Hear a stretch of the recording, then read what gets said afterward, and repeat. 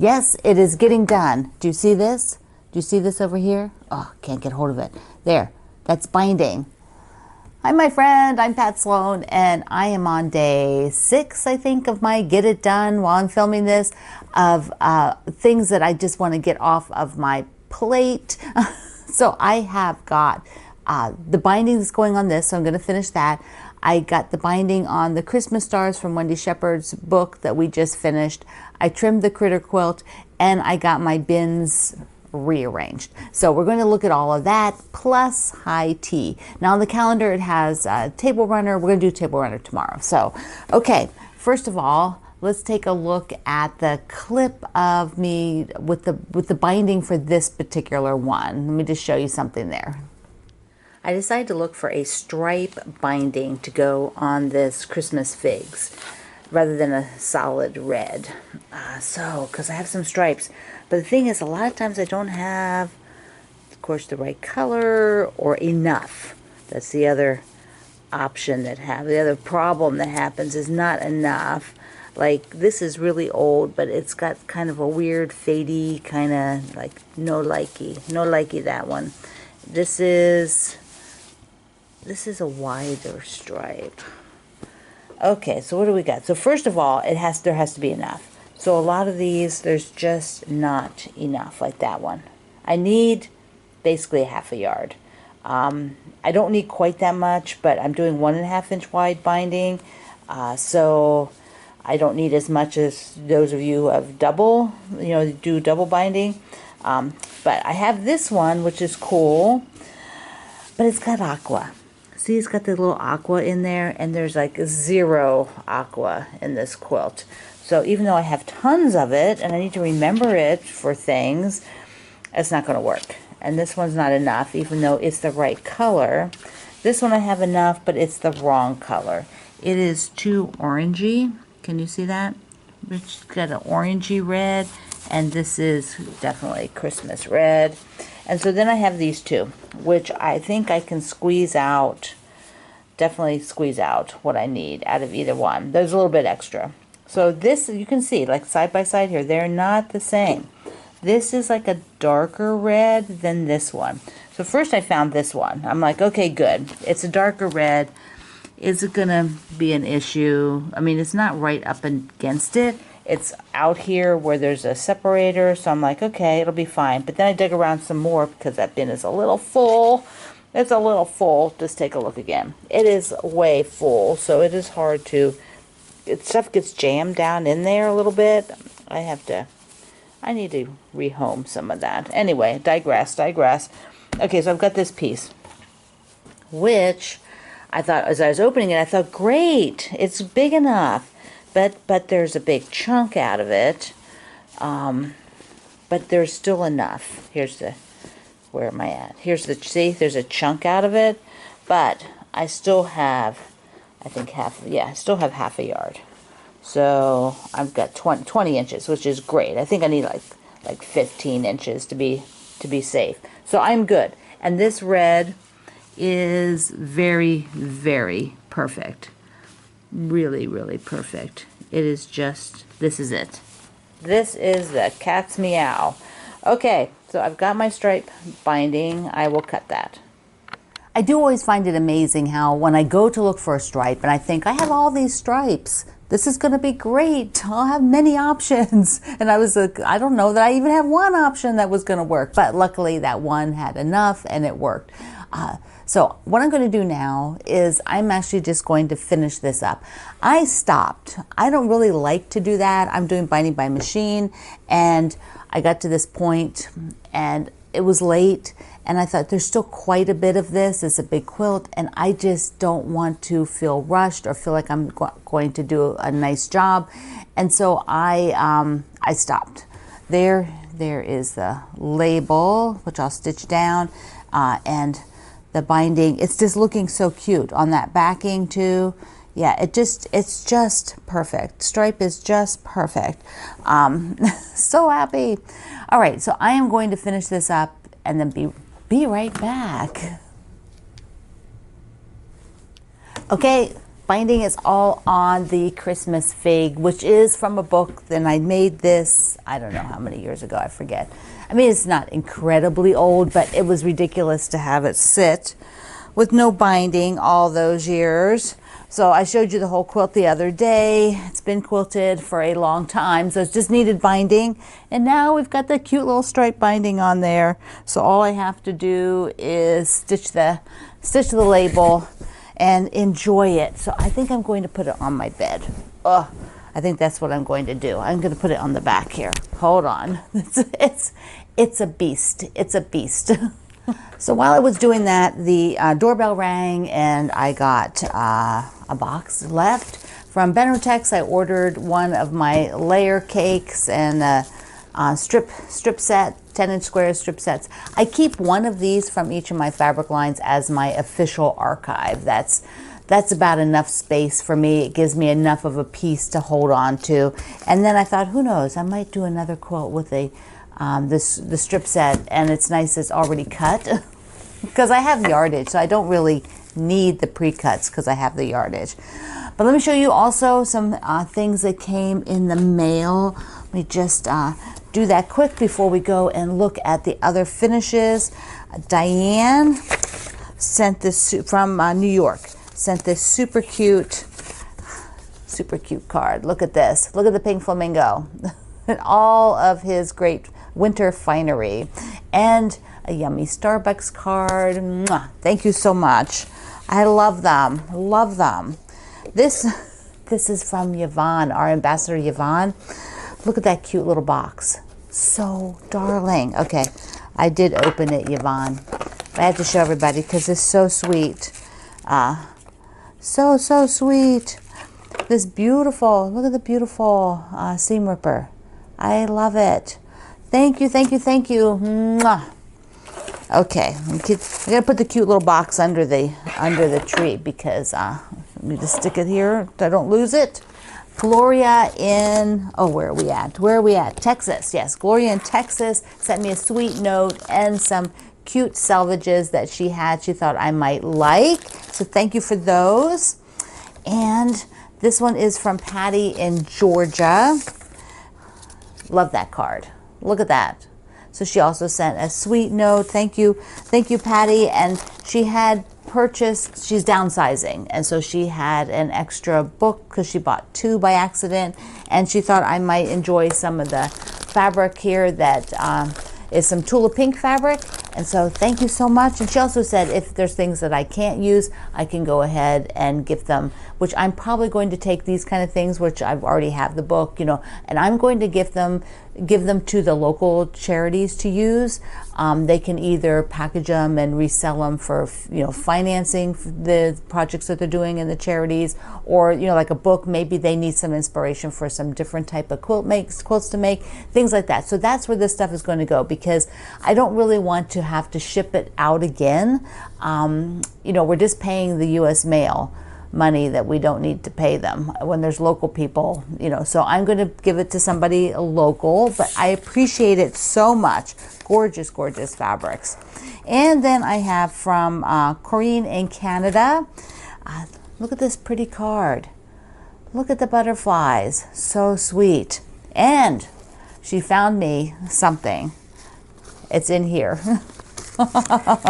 I've already looked, but I'm gonna wrap them back up because they're gonna go on my tree. It is a set of Gummy Bear ornaments, big ornaments. Oh my goodness, they're so stinking cute. Look at that. Okay, so these they're gonna go on my tree. Thank you, everybody. This has been just awesome. You're just so nice to think of me when you're out and about, and I really appreciate it. Mwah. All right, we're going to look at what I did prior with the hanging sleeve for the Christmas stars, because a lot of you are asking about the hanging sleeves again, and so I just filmed while I was putting that on there. Let's go. So here is the Christmas stars with the trees that we just did. Wendy Shepherd's project was on the cover of her book. And so I am going to put the hanging sleeve. So this is just a long strip. I have it the length of the quilt, or the width, I'm sorry, the width of the quilt, because this will be in the binding. This, I haven't put the binding on yet, so one half will be in the binding, and then I will hand stitch the other side down. But I have to get it ready, and I usually make it the same length. This was the cutoff from the quilting, so I usually make it the same length. I've already trimmed it. It's the same length, and then I will go and straighten it up because it's not totally straight. Then I would just fold both ends under twice, so I have this clean edge. Let me do it so you can see it. So there we go. 1, 2, and then that's just a clean edge on both ends of this strip, and I'll top stitch that.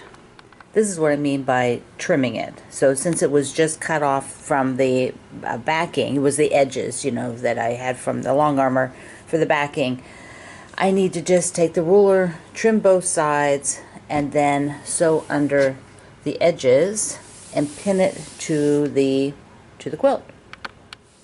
One side trimmed. Now I'm just going to shore up. I try to make it as wide as I can because I just don't want to waste fabric.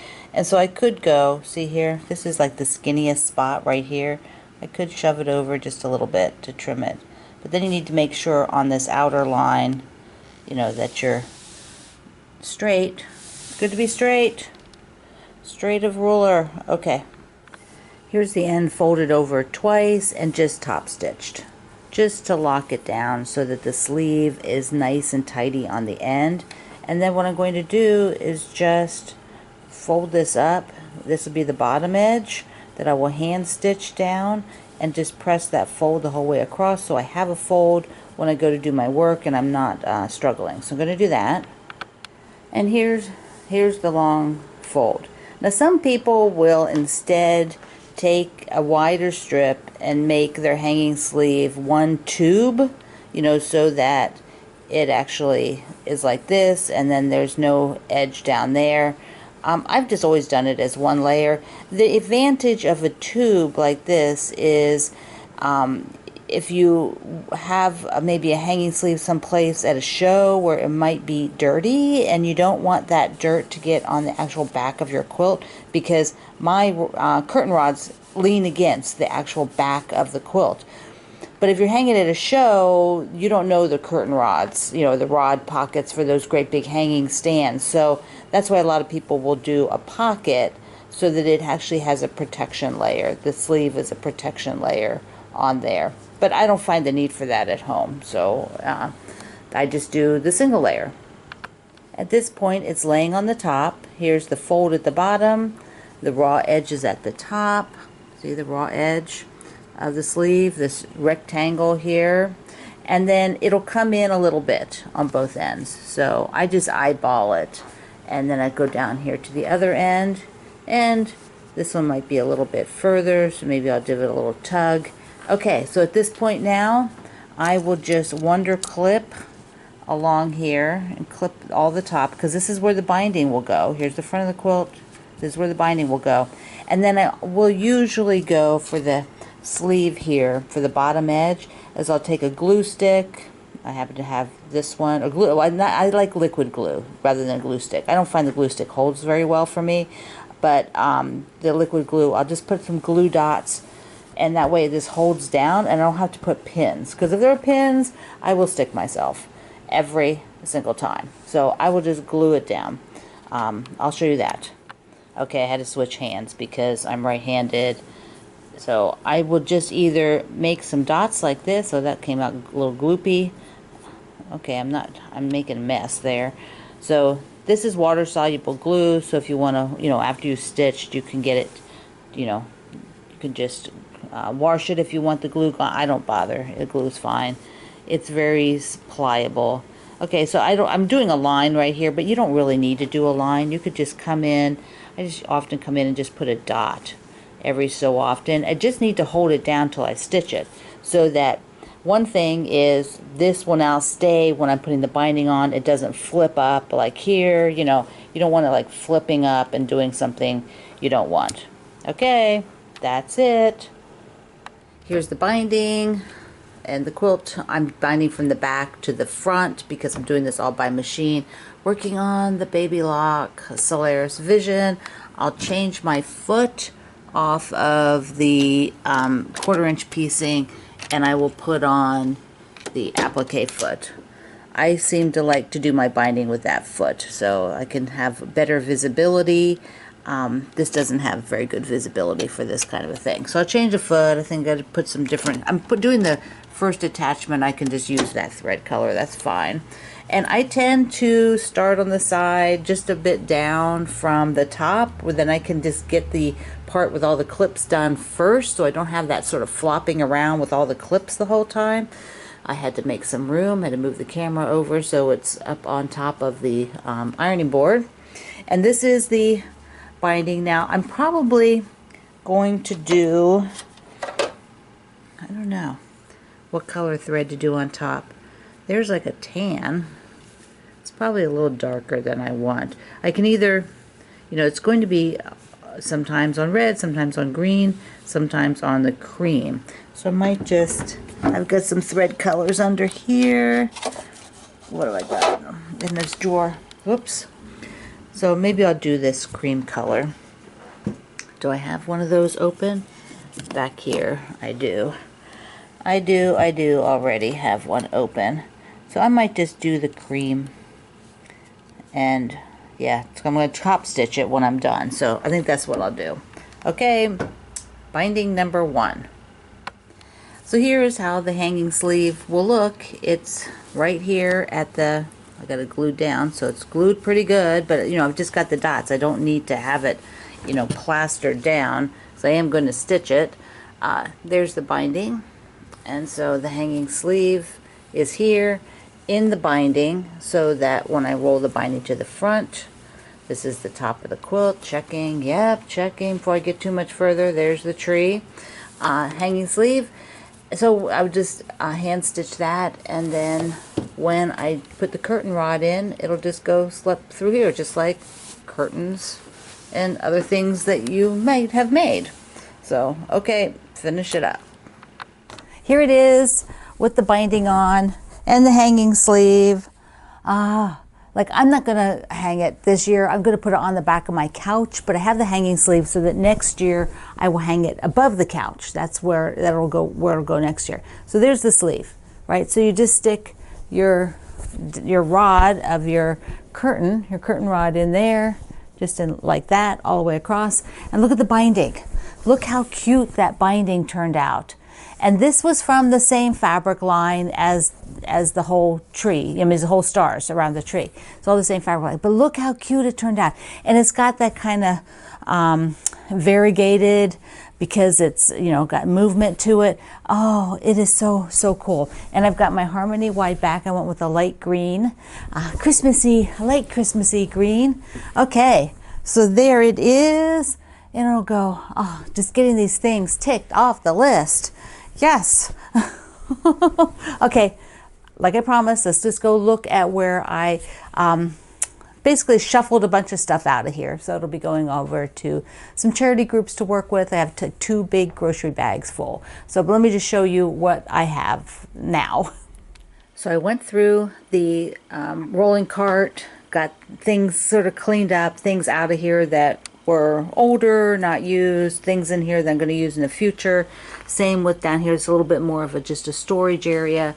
And then I cleared off the baskets that were here and up there, and I just have my mugs up here at the moment. And then this is kind of a work tray, because if I don't have this thing open, the project planner, I'm just not writing in it. That's what I'm finding. So it is here. And here's some of the cute things I got recently. Adorable. Okay, let's go see the other area. Once again, this is really not going to look as as different to you as it does to me, but these were old projects, those 2. These had a lot of stuff in it that was older, not being used. Some of this, see, here's the Kate Staines sunflower project. That was over there. So a bunch of stuff that was over there I brought here. This one bin I haven't really addressed at all. This one bin I will. And then I went through here and I have like empty bin, empty bin. Is there another one? No. So I got 3 empty bins that and then this is the one that's out for high tea, goes right there. The high tea one is out. So I can put some projects in there. So I have to work on that part. So I'm very, very happy. That made me feel a lot better, less cluttery. So I'm happy with that. It gives me some breathing room for projects. There's things that are coming up, which are on your calendar. I have space now to put them, and the things that are finished are moved out. Stuff that I'm not keeping, the things that we're keeping, I put away. So, it just felt good. It had gotten too much. Now, high tea. We are on week 3. And so, this is the point where if you've been sewing either the checkerboards or the chain effects, the chain blocks, or the stars for 2 weeks, you have a few made. So I have 3 stars and 2 of the chain blocks. So that's how I'm going to approach it, which will be like this second row. So the second row on there. Let me move the camera. Can you see it? Well, I only have so much space in this room. There we go. So that's what you get. Can you see it? Oh, there we go. If I do that, yeah. So this is that's what I'm making. So I have two of these. Yes, 2 of those, and 3 stars. 3 stars. 1, 2, 3. And when I sew these now into a row, they'll be chopped. They'll be like that top one. They won't have this extended piece. And so I know I'm going to add the extended piece. I just like the look that this creates. I like that image. So I don't want to have to sew one long row of squares onto a strip. So I'm going to do it in chunks. I think I may actually just do for each block. So what does that mean? So for the star, so if the star looks like this, right, then I will be, where's the star? Let me that's right. I need to cover it, yeah. So the star looks like this. So I will be doing this row above it. So I'll be doing that row above it and the row below it. So I have to cut all those squares to do that for each of these in order to make just a runner. And it could be used as a table runner, it could be used as a bed runner on the foot of the bed, could be used along the back of your couch. But I'm going to do one and just let you see what it looks like. So the pattern, that's how wonderful the pattern is. You could do a smaller version, you could do just 4 of these stars. So there would be 4 units. That would be so cute. 1, 2, 3, 4, without doing like the whole quilt. Be a great table topper or wall hanging. A baby quilt, if you wanted to do it in baby fabrics, or children's prints, it would be so darling. So there's a lot of versatility, and it is such a great pattern. So easy, and the stars are so fun to do. Very, very forgiving. So that is my status, and I will then next week show you stars with a top and a bottom section, and then the checkerboards also need a top and a bottom. They don't need sides. They go right next to each other. So it just needs a top and a bottom if I'm only doing one row. So for those of you making the whole quilt, you're just making blocks, and you can start sewing rows now if you've got enough blocks, because that is always so satisfying, right? To see like a row go together. It's like, yes, you can see what it looks like. Okay, my friend. Thank you for everything. Thank you for joining me here on Monday. Oh, and to remind you, the irons are on sale. Here's a picture, and they're $30 off.